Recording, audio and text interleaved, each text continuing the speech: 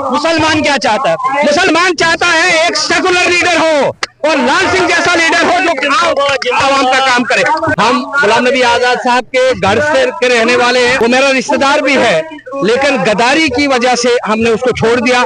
इस कांग्रेस ने, जिस गांधी खानदान ने गुलाम नबी आजाद को चांद पर पहुंचाया, अगर वो उसका नहीं निकला तो हमारा भी नहीं निकला। मैं अब मोदी कुंडली बनाकर बैठा हुआ है दौलत पे, किसी को दे नहीं रहा है। जितने भी मंत्री हैं बीजेपी में, सारे नाम के मंत्री हैं, खाली पोर्टफोलियो है। अच्छा, किसी के पास कोई पावर नहीं है। वो कांग्रेस के साथ जुड़ा हुआ था, जिस इंदिरा गांधी ने उसको अपना तीसरा बेटा बना करके उसको पाला पोसा बड़ा किया और इस काबिल बनाया, आज बातें करता है। उसको देखना चाहिए कि किस किस्म की गद्दारी उसने अवाम के साथ की। ईडी से बचने के लिए और जेड सिक्योरिटी अपनी कंटिन्यू रखने के लिए, और साथ में मकानों की एक्सटेंशन, जम्मू के मकान की एक्सटेंशन, दिल्ली के मकान की एक्सटेंशन और श्रीनगर में नया मकान लेने के लिए सारा उसने प्लान किया हुआ है। सुरूरी साहब आज कहां बन रहे हैं बड़े सेकुलर लीडर, तो बड़े सब के लीडर। वो दिन याद नहीं है जब मुसलमानों को एक जगह जाकर हलफ दे रहा था कि तुम हलफ करो, हमें वोट मिलेगा। ये तो एक नंबर का मदारी है ये सुरूरी। उसने उसके कॉन्स्टिट्यूंसी में जाकर के देखिए उसका हाल क्या है। मुझे नहीं लगता है 10,000 वोट क्रॉस करेगा वो बंदा। ये एनडीए के कैंडिडेट है, गुलाम नबी आजाद एनडीए का कैंडिडेट है। इससे क्या कहते हैं, अनंतनाग पुलिस कॉन्स्टिट्यूंसी से। क्यों नहीं है? तो सजाद गनी लोन, जिसको कल तक पानी पी पी के गालियां देता था आजाद, वो बुखारी जिसको पानी पी पी के गालियां देता था आजाद कल तक, वो आज कैसे उसका हमदर्द हो गया? अरे डोडा से आ रहे हैं आप, क्या नाम है? मेरा नाम मोहम्मद अब्बास राठौर, एक्स बीडीसी चंगा हूं मैं। अच्छा, चंगा एक हमारा ब्लॉक है, हम वहां से आ रहे हैं। हम सुबह वो अर्ली मॉर्निंग कम से कम 4:30 बजे निकले और इस वक्त हम बड़ी मुश्किल से यहाँ पहुंचे क्योंकि रास्ते में बहुत भीड़ थी। और हम लाल सिंह जी को समर्थन देने के लिए और पूरा सपोर्ट देने के लिए हम यहाँ आए हैं।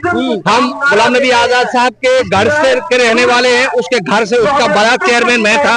अच्छा, हाँ, उसका ब्लॉक चेयरमैन मैं था, वो मेरा रिश्तेदार भी है, लेकिन गद्दारी की वजह से हमने उसको छोड़ दिया। मैं कांग्रेसी हूँ, बर्न कांग्रेसी हूँ, और जिस कांग्रेस ने, जिस गांधी खानदान ने गुलाम नबी आजाद को चांद पर पहुंचाया, अगर वो उसका नहीं निकला तो हमारा भी नहीं निकला। मैं आपकी वसादत से पैगाम देना चाहता हूं तमाम अरेस्ट वाइल डिस्ट्रिक्ट डोडा के अपने लोगों को और पूरी उधमपुर कठुआ कॉन्स्टिट्यूंसी के लोगों को कि आप संभल जाओ और चौधरी लाल सिंह जैसे शेर को बनाओ, और आने वाला वक्त इंशाल्लाह तुम्हारा होगा। अगर तुम नहीं संभले तो आप देख लो कि जो आज तक होता आ रहा वही होता आएगा। बहुत सारे लोग कहते हैं गुलाम नबी आजाद ने काम किया, भाई देने वाला मनमोहन सिंह था, देने वाली कांग्रेस की सरकार थी। आज हमारे जतेंद्र सिंह साहब, आप बताओ, किसी दरख्त का कांटा भी उसने उखेड़ा, कुछ नहीं कर पाया। क्यों? क्योंकि मोदी कुंडली बनाकर बैठा हुआ है दौलत पे, किसी को दे नहीं रहा है। जितने भी मंत्री हैं बीजेपी में, सारे नाम के मंत्री हैं, खाली पोर्टफोलियो है। अच्छा, किसी के पास कोई पावर नहीं है। अगर 1 किलोमीटर सड़क का उद्घाटन करना है तो मोदी करेगा। गुलाम नबी आजाद तो कह रहे हैं मैंने मेडिकल कॉलेजेस दिए, मैंने यूनिवर्सिटी दी, तो फिर मुझे वोट क्यों नहीं? अगर उसने घर से लाया या कोई शक्ति उसमें है तो वो तो इस वक्त भी कर सकता है। अगर उसमें कोई शक्ति है या अगर घर से उसने लाया, वो हमें बताए ना। वो कांग्रेस के साथ जुड़ा हुआ था, जिस इंदिरा गांधी ने उसको अपना तीसरा बेटा बना करके उसको पाला पोसा बड़ा किया और इस काबिल बनाया, आज बातें करता है। उसको देखना चाहिए कि किस किस्म की गद्दारी उसने अवाम के साथ की। और ये महज ईडी से बचने के लिए और जेड सिक्योरिटी अपनी कंटिन्यू रखने के लिए, और साथ में मकानों की एक्सटेंशन, जम्मू के मकान की एक्सटेंशन, दिल्ली के मकान की एक्सटेंशन और श्रीनगर में नया मकान लेने के लिए सारा उसने प्लान किया हुआ है। इतना गुस्सा क्यों है गुलाम नबी आजाद के लिए? नहीं है, मेरा रिश्तेदार है, मैं सच्चाई बता रहा हूँ। आप जाकर डिस्ट्रिक्ट डोडा में किसी से भी पूछिए कि किन हालात से किन हालात में लोगों ने उनको अपने कंधों पर बिठाया था, अपने सर पर बिठाया था। और आज हमें यह उम्मीद नहीं थी गुलाम नबी आजाद जितना बड़ा धोखा हमारे साथ कर सकते हैं। नौजवानों के साथ धोखा, किसानों के साथ धोखा, बेरोजगारों के साथ धोखा, सबके साथ धोखा। लेकिन सुरूरी साहब तो कह रहे हैं कि चौधरी लाल सिंह बहका रहे हैं सबको। सुरूरी साहब आज कहां बन रहे हैं बड़े सेकुलर लीडर, तो बड़े सब के लीडर। वो दिन याद नहीं है जब मुसलमानों को एक जगह जाकर हलफ दे रहा था कि तुम हलफ करो हमें वोट मिलेगा। ये सियासत है, ये सियासतदान थोड़ी है, ये मदारी है। इन्होंने मदारी काम सीखा है, जिस तरह मोदी जी मदारी का काम सीख के आए उसी तरह ये भी मदारी काम करता है। चाहे वो ये तो एक नंबर का मदारी है ये सुरुड़ी, उसने उसके कॉन्स्टिट्यूंसी में जाकर के देखिए उसका हाल क्या है। मुझे नहीं लगता है 10,000 वोट क्रॉस करेगा वो बंदा। 10,000 वोट में ऑन रिकॉर्ड ये कह रहा हूँ, आप बाद में जब इलेक्शन के रिजल्ट आ जाएंगे आप सुन लेना, 10,000 वोट भी नहीं लेंगे। 10,000 वोट लेना उसके लिए नामुमकिन है। और जो कह रहे, जिनको इल्जाम लगाया जा रहा था कि ये बीजेपी के साथ जम्मू कश्मीर में मिले हुए हैं, उनके साथ तो वो गठबंधन किया हुआ है उन्होंने। आज वो तो कह रहे हैं कि हम बी टीम, ना ही बी टीम है ना सी टीम है। क्यों नहीं है? तो वो सजाद गनी लोन जिसको कल तक पानी पी पी के गालियां देता था आजाद, वो बुखारी जिसको पानी पी पी के गालियां देता था आजाद कल तक, वो आज कैसे उसका हमदर्द हो गया? ये एनडीए के कैंडिडेट है, गुलाम नबी आजाद एनडीए का कैंडिडेट है। इससे क्या कहते हैं, अनंतनाग पुलिस कॉन्स्टिट्यूंसी से।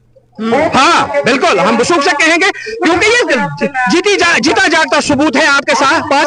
आज से 2 महीने पहले इन्हीं पर इल्जाम रख, इन्हीं 3 पार्टियों पर आपको मीडिया से चलो क्या हलफ देकर ये कहना कि मुसलमानों वोट दे दो, ये सही है? ये सही है, बिल्कुल बिल्कुल। ये तो वीडियो वायरल है, आज सुरुड़ी की वीडियो वायरल है। मुसलमान क्या चाहता है? मुसलमान चाहता है एक सेकुलर लीडर हो और लाल सिंह जैसा लीडर हो जो आवाम का काम करे। और मैं परसों भी कठुआ में आया था जब लाल सिंह जी हमारी कांग्रेस ज्वाइन करके आए थे, और उस दिन भी हजारों की भीड़ ने लाल सिंह जी का स्वागत किया। हाँ, आपके माध्यम से भी मैंने वहां भी 2 लफ्ज बताए, यही बताया कि खुदा के लिए आज आपका जोश जो है कठुआ वालों का देखने के काबिल है।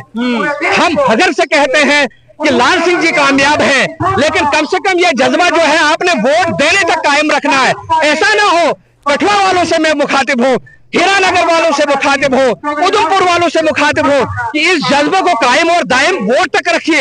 ऐसा ना हो कल को आने वाले वक्त में बहुत सारे ऐसे लोग जो इंजेक्शन लगाने वाले आएंगे, उन इंजेक्शनों से बचना है। देखिए ये बहुत पते की बात कही है। देखिए अगर आपके घर पर कोई भी अगर हिंदू आता है, मुसलमान आता है, सिख आता है, ईसाई आता है और वो अपने धर्म का हवाला देता है आपको, और ये कहता है कि हमारे नेता को वोट दीजिए, कृपया करके ऐसा मत कीजिए। आप अपने 5 साल अंधेरे में डाल रहे हैं, आप अपने बच्चों का मुस्तकबिल जो है वो अंधेरे में डाल रहे हैं। मैं ये कतई नहीं कहूंगा कि आप चौधरी लाल सिंह को वोट दीजिए, मैं ये कतई नहीं कहूंगा कि आप डॉक्टर जितेंद्र सिंह को वोट दीजिए, ना ही कहूंगा सरूरी को वोट दीजिए। आपका वोट है, आप जिस मर्जी को वोट दीजिए, लेकिन ना अपने दिमाग में ये बात बिठा कर रखिए कि आपका एक वोट आपके बच्चों के 5 साल की तकदीर बदल सकता है।